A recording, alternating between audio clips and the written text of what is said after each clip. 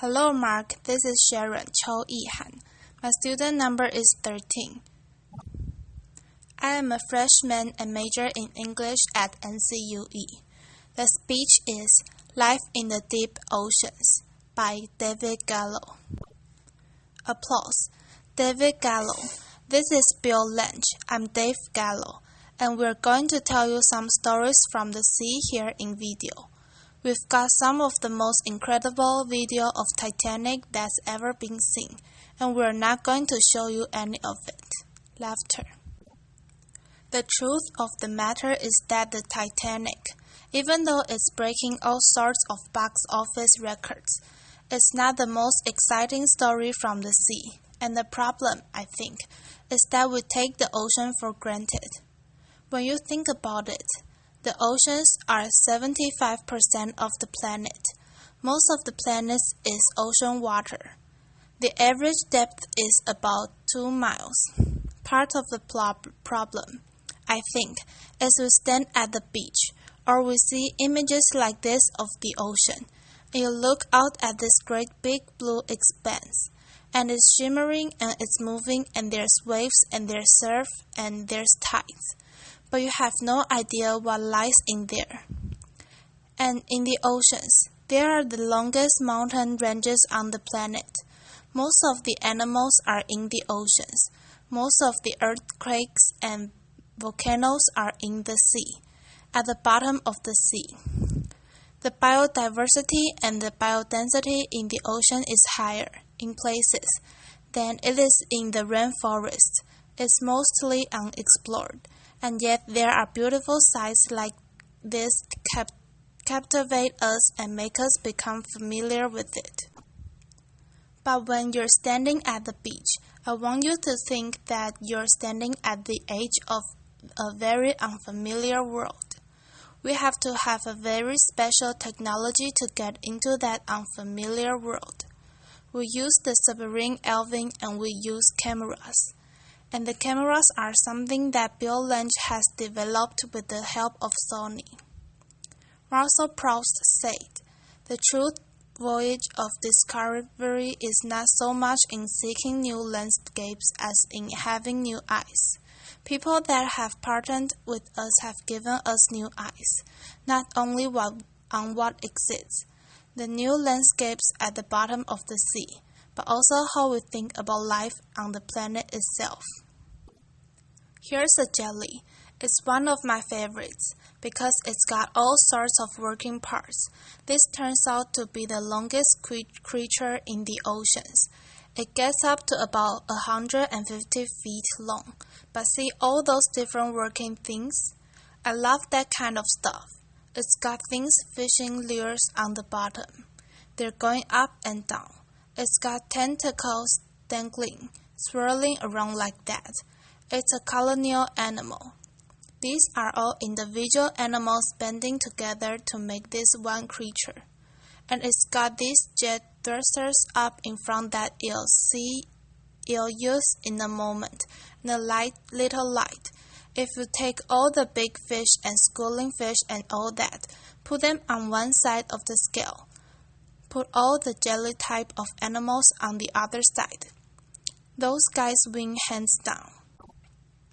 Most of the biomass in the ocean is made out of creatures like this. Here's the X-wing death jelly. Laughter. The bioluminescence. They use the lights for attracting mates and attracting prey and communicating. We would begin to show you our archival stuff from the jellies. They come in all different sizes and shapes. Bill Lynch. We tend to forget about the fact that the ocean is miles deep on average, and that we are real familiar with the animals that are in the first 200 or 300 feet. But we are not familiar with what exists from there all the way down to the bottom, and these are the types of animals that live in that three-dimensional space, that microgravity environment that we really haven't explored. You hear about giant squid and things like that, but some of these animals get up to be approximately 140, 160 feet long. They are very little understood. David Gallo. This is one of them, another one of our favorites, because it's a little octopod. You can actually see through his head, and here he is, flapping with his ears and very gracefully going up. We see those at all depths and even at the greatest depths. They go from a couple of inches to a couple of feet. They come right up to the submarine. They'll put their eyes right up to the window and peek inside the sub. This is really a road within a road, and we're going to show you too. In this case, we're passing down through the mid-ocean and we see creatures like this. This is kind of like an undersea rooster, this guy, that looks incredibly formal in a way. And then one of my favorites, what a face! This is basically scientific data that you're looking at. It's footage that we've collected for scientific purposes. And that's one of the things that Bill's been doing. It's providing scientists with this first view of animals like this, in a world where they belong. They don't catch them in a net. They're actually looking at them down in that road. We're going to take a joystick, sit in front of our computer on the Earth, and press the joystick forward and fly around the planet. We're going to look at the mid-ocean ridge, a 40,000-mile-long mountain range. The average depth at the top of it is about 1.5 miles, and we're over the Atlantic. That's the ridge right there. But we're going to go across the Caribbean, Central America, and end up against the Pacific, 9 degrees north. We make maps of these mountain ranges with sound, with sonar, and this is one of those mountain ranges. We're coming around a cliff here on the right. The height of these mountains on either side of this valley is greater than the Alps in most cases, and there's tens of thousands of those mountains out there that haven't been mapped yet.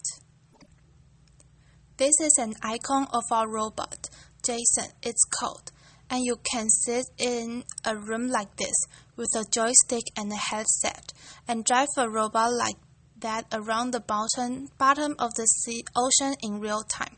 One of the things we're trying to do at Woods Hole with our partners is to bring this virtual road, this unexplored region, back to the laboratory.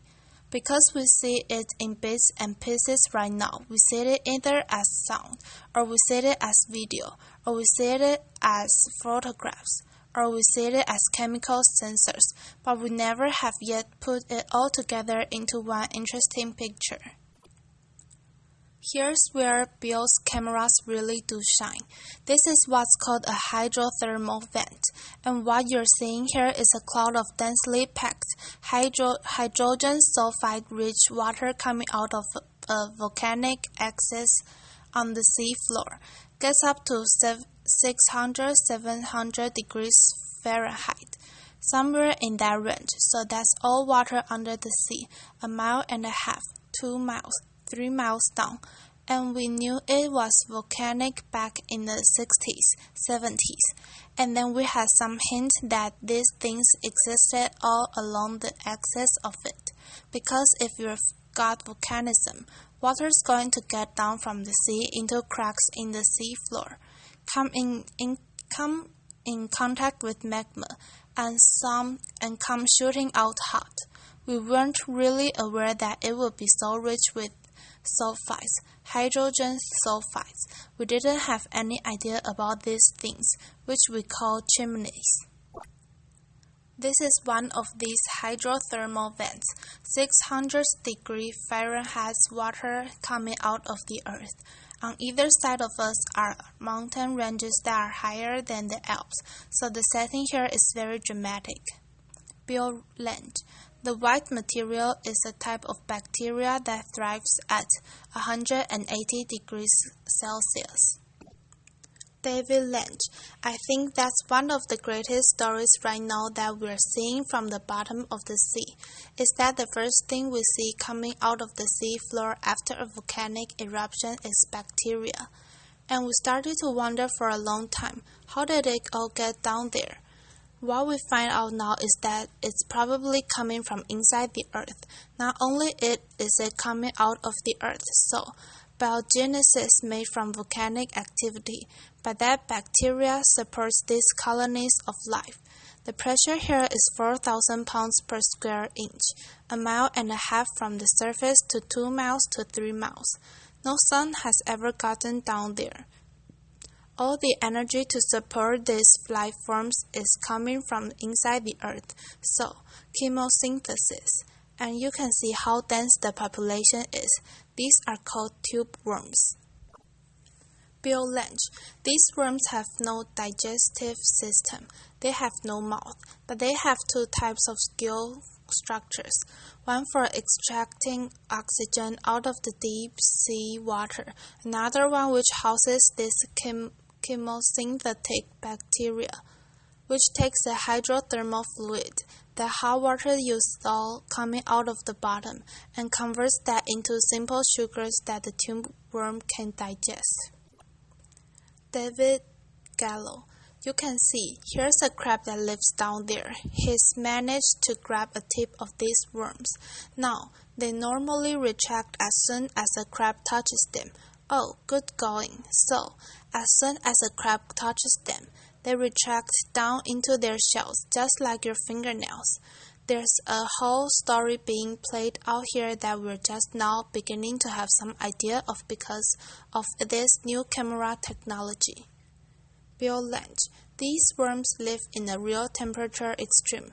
Their food is about 200 degrees Celsius and their head is out at 3 degrees Celsius. So it's like having your hand in boiling water and your foot in freezing water. That's how they like to live. Laughter. David Gallo. This is a female of this kind of worm, and here's a male. You watch. It doesn't take long before two guys here. This one and one that will show up over here start to fight. Everything you see is played out in the pitch black of the deep sea. There are never any lights there, except the lights that we bring. Here they go. On one of the last dive series, we counted 200 species in these areas. 198 were new species. Bill Lynch. One of the big problems is that for the biologists working at these sites, it's rather difficult to collect these animals, and they disintegrate on the way up, so the imagery is critical for the science. David Gallo. 2 octopus at about 2 miles depth. This pressure thing really amazes me, that these animals can exist there at a depth with pressure enough to crush the Titanic like an empty Pepsi can. What we saw up till now was from the Pacific. This is from the Atlantic. Even greater depth. You can see this shrimp is harassing this poor little guy here, and he'll bat it away with his claw. Whack! Laughter.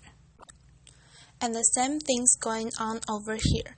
What they're getting at is that on the back of this crab, the foodstuff here is this very strange bacteria that lives on the backs of all these animals. And what these shrimp are trying to do is actually harvest the bacteria from the backs of these animals. And the crabs don't like it at all. These long filaments that you see on the back of the crab are actually created by the product of that bacteria. So, the bacteria grows hair on the crab. On the back, you see this again. A red dot is the laser light of the submarine elving to give us an idea about how far away we are from the vents. Those are all shrimp. You see the hot water over there, here, and here, coming out. They're clinging to a rock face and actually scraping bacteria off that rock face. Here's a tiny little vent that's come out of the side of that pillar. Those pillars get up to several stories. So here, you've got this valley with this incredible alien landscape of pillars and hot springs and volcanic eruptions and earthquakes, inhabited by these very strange animals that live only on chemical energy coming out of the ground. They don't need the sun at all. Bill Lange. You see this white V-shaped mark on the back of the shrimp? It's actually a light-sensing organ. It's how they find the hydrothermal vents. The vents are emitting a black-body radiation, an IR signature, and so they're able to find these vents at considerable distances. David Gallo. All this stuff is happening along that 40,000-mile long mountain range that we're calling the ribbon of life, because just even today, as we speak, there's life being generated there from volcanic activity. This is the first time we've ever tried this any place. We're going to try to show you high definition from the Pacific. We're moving up one of these pillars, this one several stories tall. In it, you'll see that it's a habitat for a lot of different animals. There's a funny kind of hot plate here, with vent water coming out of it, so all of these are individual homes for worms. Now here's a closer view of that community. Here's crabs here, worms here. There are smaller animals crawling around. There's pagoda structures. I think this is the neatest looking thing. I just can't get over this, that you've got this little chimney sitting here smoking away. This stuff is toxic as hell. By the way, you could never get a permit to dump this in the ocean, and it's coming out all from it. Laughter. It's unbelievable. It's basically sulfuric acid, and it's being just dumped out at incredible rates. And animals are thriving, and we probably came from here. That's probably where we evolved from. This bacteria that we've been talking about turns out to be the most simplest form of life found. There are a number of groups that are proposing that life evolved at these vent sites. Although the vent sites are short-lived, an individual site may last only 10 years or so. As an ecosystem that's been stable for millions, well, billions of years. David Gallo. It works too well. You see, there's some fish inside here as well. There's a fish sitting here. Here's a crab with his claw right at the end of that tube worm, waiting for the worm to stick his head out. Laughter. Bill Lange, the biologist, right now cannot explain why these animals are so active. The worms are growing inches per week. David Gallo. I already said that this site, from a human perspective, is toxic as hell. Not only that, but on top, the lifeblood. The plumbing system turns off every year or so. Their plumbing system turns off, so the sites have to move. And then there's earthquakes, and then volcanic eruptions, on the order of one every 5 years, that completely wipes the area out. Despite that, these animals grow back in about a year's time. You're talking about biodensities and biodiversity again. Higher than the rainforest that just springs back to life. Is it sensitive? Yes. Is it fragile? No, it's not really very fragile. I'll end up with saying one thing. This is a story in the sea, in the waters of the sea. I'll end up in the sea sediments and the rocks of the sea floor. It's an incredible story, what we're seeing when we look back in time. In those sediments and rocks, it's a record of Earth history. Everything on this planet, everything, works by cycles and rhythms. The continents move apart, they come back together. Oceans come and go, mountains come and go, glaciers come and go. El Nino comes and goes. It's not a disaster, it's rhythmic. What we are learning now is almost like a symphony. It's just like music. It really is just like music. And what we're learning now is that you can listen to a 5 billion year long symphony. Get to today and say, stop, we want tomorrow's notes to be the same as it was today. It's absurd. It's just absurd. So, what we've got to learn now is to find out where this planet's going at all these different scales and work with it. Learn to manage it. The concept of preservation is futile. Conservation's tougher, but we can probably get there. Thank you very much. Thank you. Applause.